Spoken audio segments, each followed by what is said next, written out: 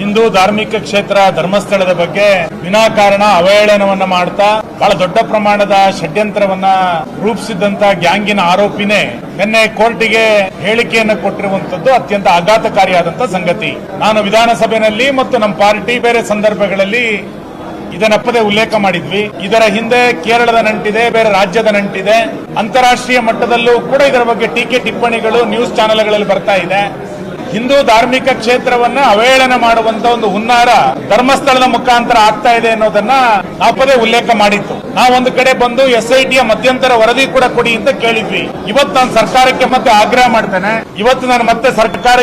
ಮಾಡ್ತೇನೆ. SIT ರಚನೆ ಆಗಿ ಇಷ್ಟು ತಿಂಗಳುಗಳು ಕಳೆದರೂ ಕೂಡ ಅದರ ವರದಿಯನ್ನ ತಕ್ಷಣ ಸರ್ಕಾರ ಬಹಿರಂಗ ಮಾಡಬೇಕು.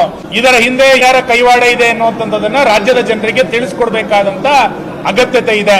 ಆರೋಪಿ SITಯ ಮುಂದೆ ಹೇಳಲಿಕ್ಕೆ ಆಗದನ್ನ ಇವತ್ತು ಕೋರ್ಟಿನ ಮುಂದೆ ಹೇಳಿದ್ದಾರೆ ಅಂತಂದ್ರೆ SIT ಯಾವ ರೀತಿಯಾದಂತ ತನಿಖೆಯನ್ನು ಮಾಡಿತ್ತು? ತಾನು ಈ ರೀತಿ ಬುರುಡೆ ಗ್ಯಾಂಗ್ ಅನ್ನ ಇಟ್ಟುಕೊಂಡು ಈ ರೀತಿ ಹಣದ ಆಮಿಷಕ್ಕೋಸ್ಕರ ಮಾಡಿದೆ ಅಂತೇಳಿ ಆತ SITಯ ಮುಂದೆ ಹೇಳಿದನ ಇಲ್ಲ, ಕೋರ್ಟಿನ ಮುಂದೆ ಹೇಳಿದ್ದಾರೆ ಅಂತಂದ್ರೆ ಅದರ ಹಿಂದೆ ಇರುವಂತ ಹುನ್ನಾರ ಏನು?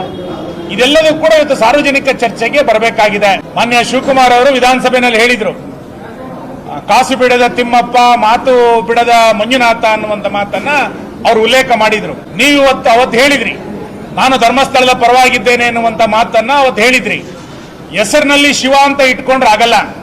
ಇವತ್ತು ಸ್ವತಃ ಧಾರ್ಮಿಕ ಕ್ಷೇತ್ರವಾದಂತ ಮಂಜುನಾಥ ಸ್ವಾಮಿಯ ಧರ್ಮಸ್ಥಳದ ಕ್ಷೇತ್ರದ ಬಗ್ಗೆ ಯಾರು ಅವಹೇಳನವನ್ನು ಮಾಡಿದರೆ ಅವ್ರನ್ನ ಒದ್ದು ಒಳಗಾಕ್ಬೇಕಾಗಿತ್ತು ಸರ್ಕಾರ.